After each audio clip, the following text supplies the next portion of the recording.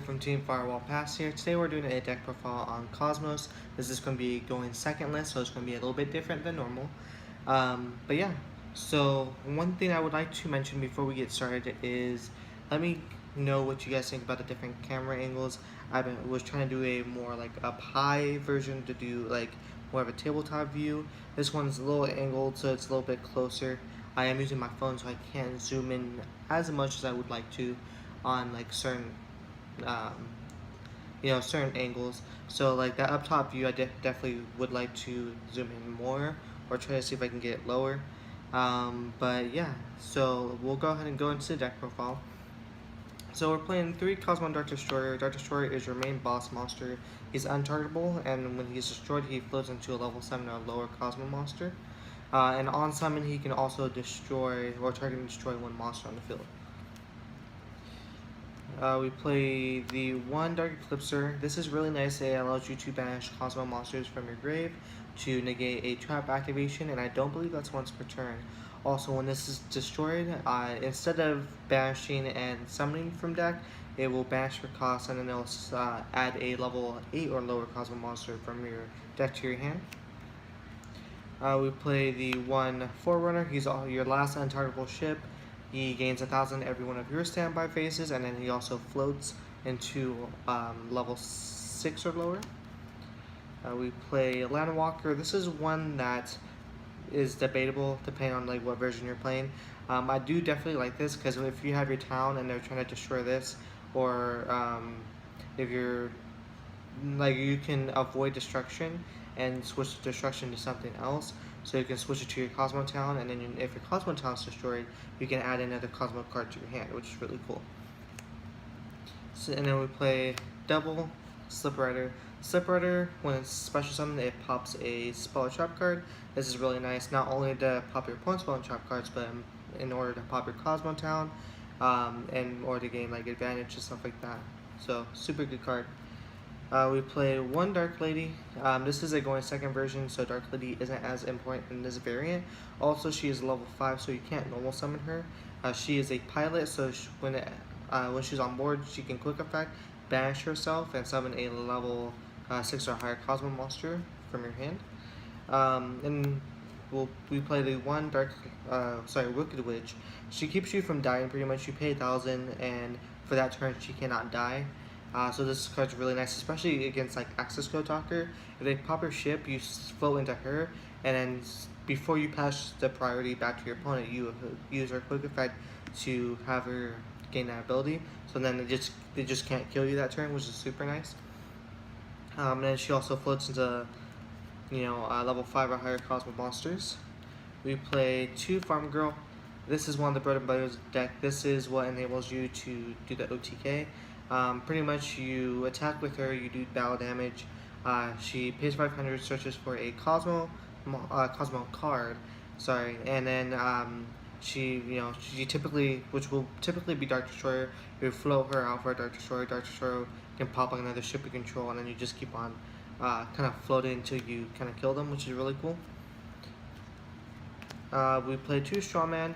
I will get into why I play 2 of these. Typically, you typically want to play 1 and like 1 of the Sword Troopers, but in this build, I feel like the summoning from Banish is just more important. 2 Tin Can. Again, this is going to second version. You don't need a 3rd Tin Can in this variant. He is a starter, but when you're going second, you're more so trying to either break apart their board, or you're trying to kind of like, I don't know, you're trying to slow down the game to your pace and kind of outrun them. So like this card is really good, but it's mainly going first.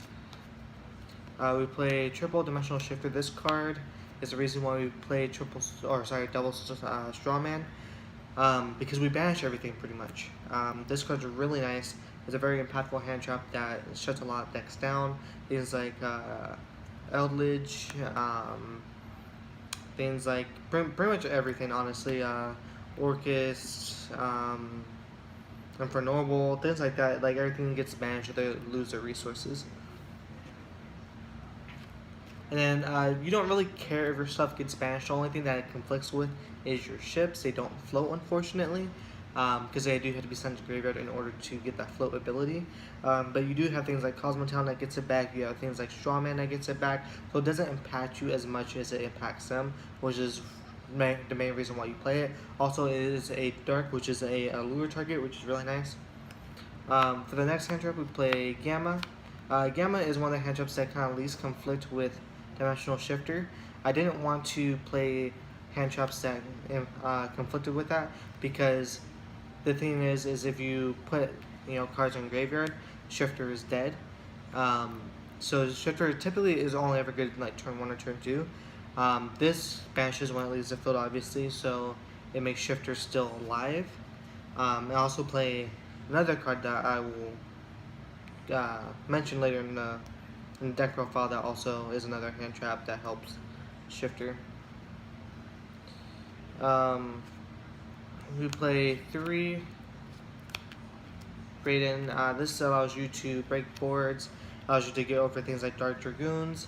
It's a dark, so it's a lure target, and also it's a super poly target, because I do play super poly on my side.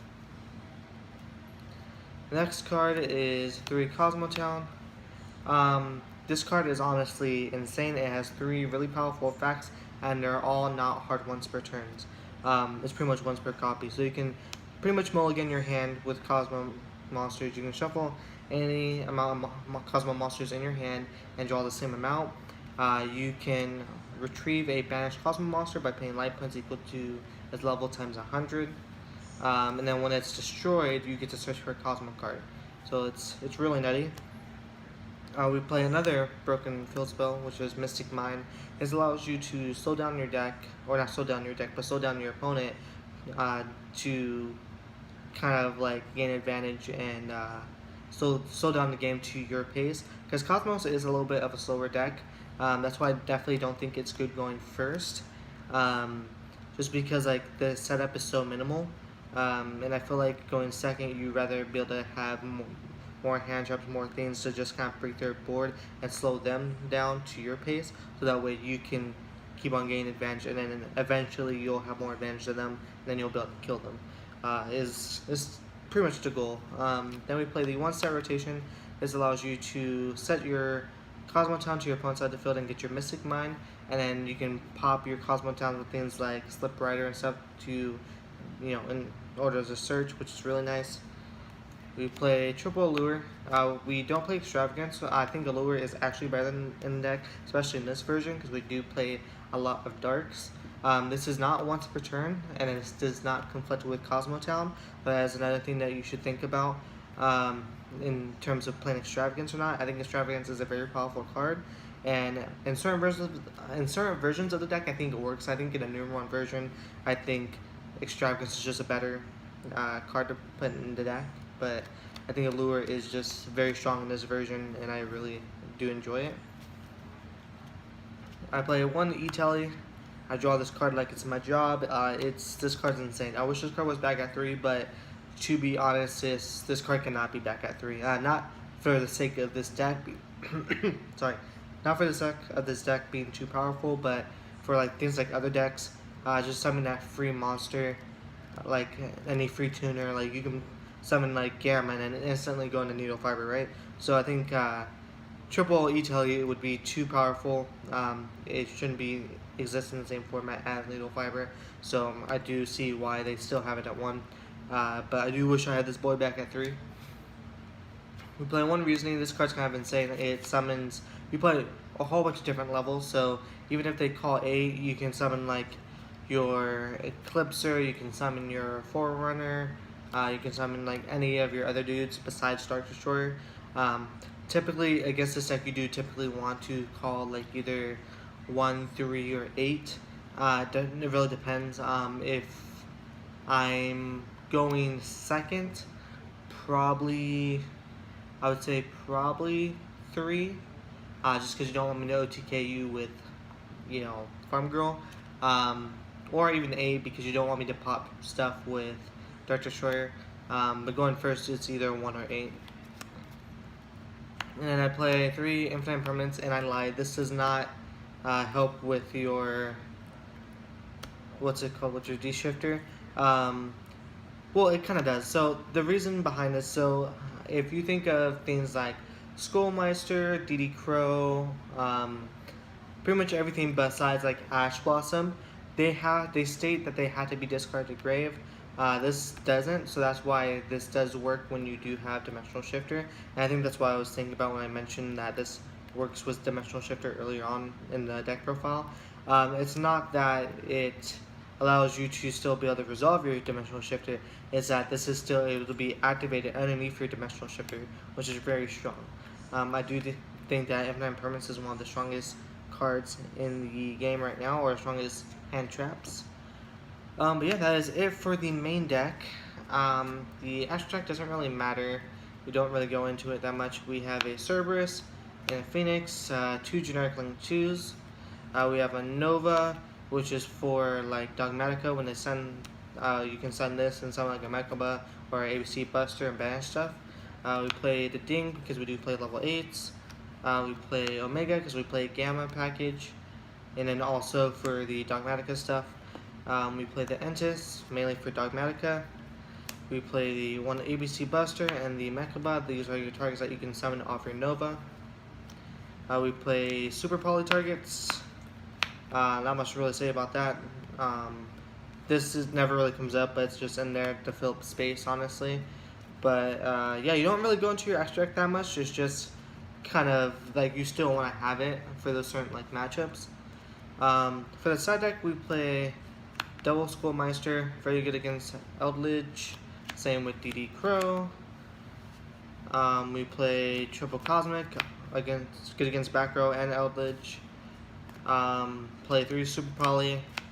Not much to really say about this. Is Outs Dragoons pretty much, and there are a lot of invoked, Dogmatica running around, so they typically end on like a Dragoon and Mechaba with like their Dogmatica stuff. So it's good to get rid of that stuff. We played double Kozmo Joe. I think this was just too slow to put in the main deck, especially when we're blind second. You definitely do want to side this in when you are going first though, because this card isn't nuts. Then we play one card that actually works pretty well with our deck and punishes the opponent for overextending is 2 Torrential Tribute. Playing this is really nice because when they summon and they overextend and you have a ship on board, you destroy their whole board and then your ship floats and gains advantage, which is really cool. That is pretty much it for the deck profile. Let me know what you guys think. It is a 40 card main deck, and it has been doing very well at locals and throughout testing throughout the past probably a few months. Actually, I've been going back and forth with this deck for the past few months, and I've been really enjoying the going second variant more so than going first. But yeah, let me know what you guys think. You guys have a good one. Peace.